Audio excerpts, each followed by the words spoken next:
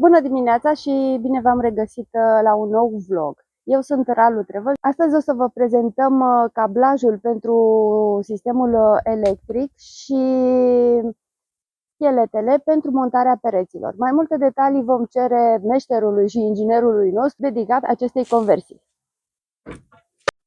Haideți să mergem să ne prezinte meșterul nostru. Salutare! Bună ziua!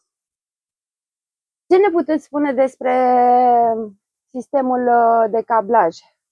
S-au folosit în general fire de 2,5 și pentru lumină și pentru prize și pentru alimentarea panoului mic de comandă a alimentării maxfanului și a trapei. Perfect. Toate cablurile sunt, majoritatea sunt trase prin Copex. O să ne arăți mai târziu un pic. Și în spate va fi montată toată partea electrică, tot ce conține baterii, invertor, MMPT și CD-CD. Aici vom avea un sistem de monitorizare video pe care o să-l montăm chiar sub pat aici. În viitor, încălzitorul diesel va fi montat în zona aceasta, unde va trebui să-i măresc cablajul. Adică am pus fire de 4, dar va trebui cel puțin de 6 să le schimb, să pun. În spate vom avea bateria, invertorul și celelalte smart shunt-ul și ce mai montăm. Toate celelalte device-uri necesare. Panourile și un panou electric de 12 volți. Un tablou de siguranță de 220 de 12 volți, care de aici vom monitoriza, adică vom avea o protecție pentru tot sistemul electric din dubă. Pe partea dreaptă o să avem prize de 12 volți, prize de 220 pentru încărcat telefonul și cine știe la ce mai folosim 220. Aici o să fie boilerul electric, un boiler de 1200 de W. Aici priză de 220, 12 și monitorizarea apei din tancul de apă potabilă. Pe sus mai văd niște cabluri trase. Da, vom avea cablul ăla va fi pentru o trapă. Acest cablu de la mine, adică? Da, o trapă mică la baie, care va irisi baia și cabina de duș. Cabina de duș. Astea sunt firele pentru plafoniere. Avem niște plafoniere de 18W cam mari, dar acum le avem. Aici o să fie două dulăpioare mici, ca să avem loc să stăm și pe pat, ca să nu ne lovim cu capul de ele. Asta vom prezenta mai târziu.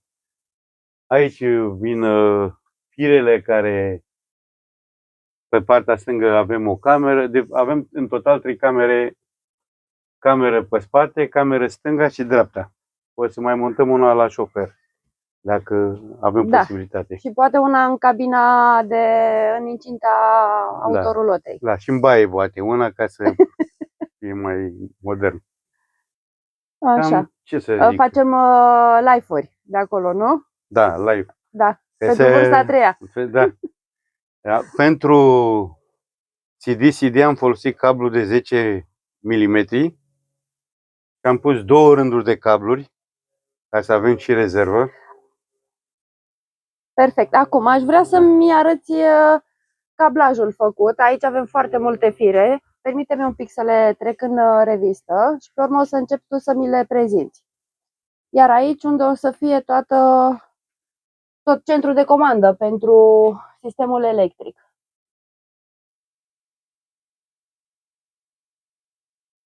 Acesta este cablajul pe care am reușit să-l cam termin. Și am pus cabluri de 2 ori 2 jumate și 3 ori 2 jumate, pe care am numerotat pentru fiecare. Aici sunt firele care va merge la panou. Da, mai arată-ne o dată cum ai către cameră. Perfect. Da. Unde vom alimenta aerocondiționat, de unde vom un aparat de făcut cafea sau alte obiecte casnice pe care le va folosi soția și chiar eu, bucătar șef. Bineînțeles. Avem cablu de 220 care vin unul pe partea stângă, unul pe partea dreaptă, unde vom monta o priză de 220. Cablu de 12 volți. Ăsta e un cablu de 220 pentru garaj, pentru o priză la garaj în caz că ai nevoie de o pompă. 12 volți, cablu de 12 volți pe partea stângă, un cablu de 12 volți pe partea dreaptă. Cablurile de la panourile solare, cablu de 6 mm. Da, de proveniență ceva din Franța. Am luat. Am înțeles că sunt mai bune. Am și de Bistrița, dar am preferat să le montez pe astea. Și în continuare, aceste... Stai așa un pic, te rog frumos. Da. Că avem un cablu aici care ne intră în... Da, și...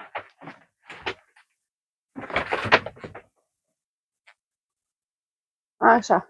Sunt firele de alimentare.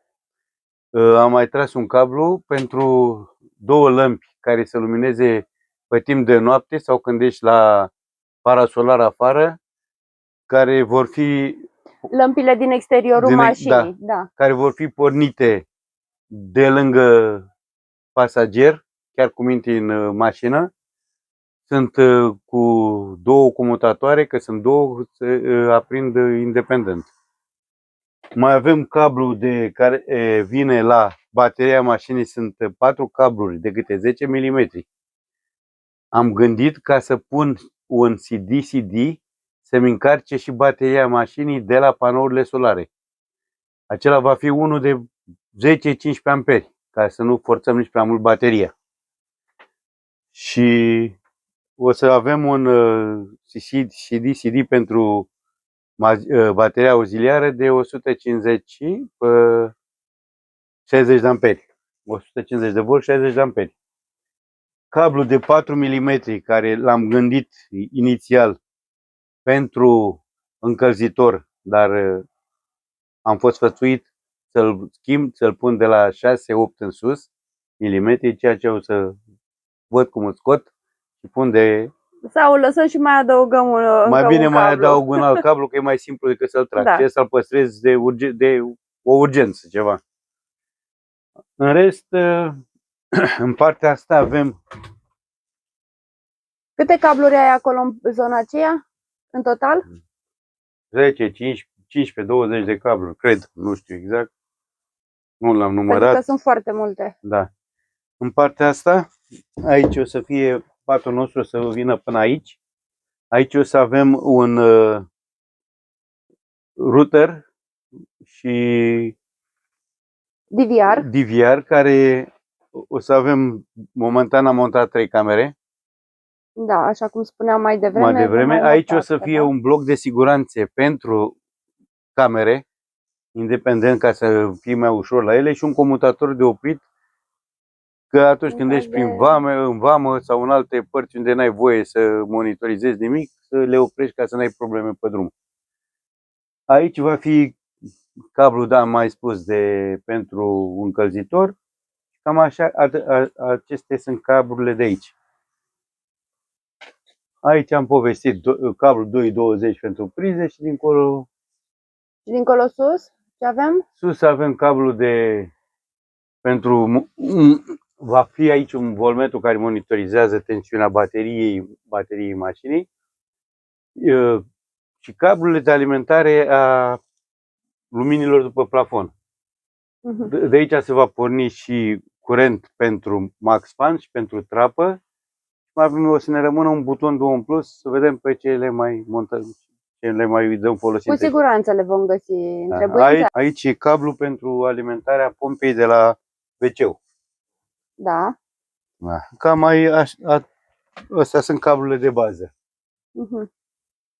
Sfătuiesc să nu facem rabat la grosimea cablurilor. Da. În continuare vreau să mulțumesc celor care m-au sfătuit să nu folosesc decât Armaflex. Eu l-am dublat, am pus un rând de Armaflex de 6 care l-am mulat mai bine pe caroserie și am mai pus un rând de 19 mm. În total ar fi 25 de mm de Armaflex, ceea ce nu cred că mai trebuie și altceva.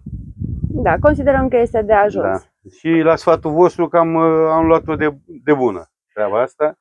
Când noi în general o să circulăm pe timp de vară, iarna mai puțin, că vârsta care ne reprezintă nu prea ne permite să ne înghesuim la schi. Dar niciodată să nu spui niciodată. Da. Întotdeauna există loc de plecări și iarna. Peisajul de iarnă este mult mai frumos decât vara. De fapt, sunt amândouă. Da. Fiecare are frumusețea lui. Haideți să ne apropiem un pic de Armaflex. Aici este Armaflexul. Așa apare. Este destul de rezistent, zicem noi. Povestește-mi despre momentul în care lași duba închisă. Este soare afară, avem termometrul acela, aveam termometrul în dubă, că l-am scos. Diferența de căldură. Cel puțin 4-5 grade. Deci atunci... Fără să faci nimic. Dacă se mai montează și un aer condiționat, ceea ce vrem să montăm unul portabil, da, gândit să fie deasupra frigiderului, aici să fie prevăzut o gaură pentru eliminarea căldurii de la aerul condiționat, el suflă în sus, aerul rece coboară și va fi foarte bine. Dar perfect. Asta pe viitor. Da. Avem un plan. Avem un plan, el e cumpărat, dar să vedem să-l montăm. Să-i găsim loc mai bine. Mai bine loc. Da. Da. Perfect. În rest o să mai povestesc și când mai continui cu lucrările. Da, în timp ce vom înainta pe fiecare etapă, vom încerca să imortalizăm momentele și să povestim. Vom face un rezumat destul de scurt, nu să plictisim. Scurtuț, ca să nu ne plictisim prea mult. Da. Tot ce s-a montat pe mașină, ferestre, cablaj, Armaflex, chipci pentru placaj, s-au montat sub îndrumarea domnului Alin de la Celtic. Cred cam de mult că la noi toate lucrările merg mai bătrânește. Au înaintat un pic mai greu. Mai greu. Au fost și frig, multe situații care neprevăzute care ne-au făcut să nu înaintăm cum ne-am dorit. Niciodată nu este prea târziu, eu încă îmi mențin expresia aceasta. Aici sunt cablurile pentru boilerul electric, boilerul de 1200 de W. Am văzut, o să-l achiziționăm, încă nu l-am achiziționat. Aici va fi o priză de 220, care va fi pentru plita cu inducție. Cablu de 12 V care îmi pornește pompa de la pentru ghiuvetă, din bazinul de apă curată. Pompa submersibilă. Nu e submersibilă. O să luăm o pompă cu amorsare automată. Am înțeles.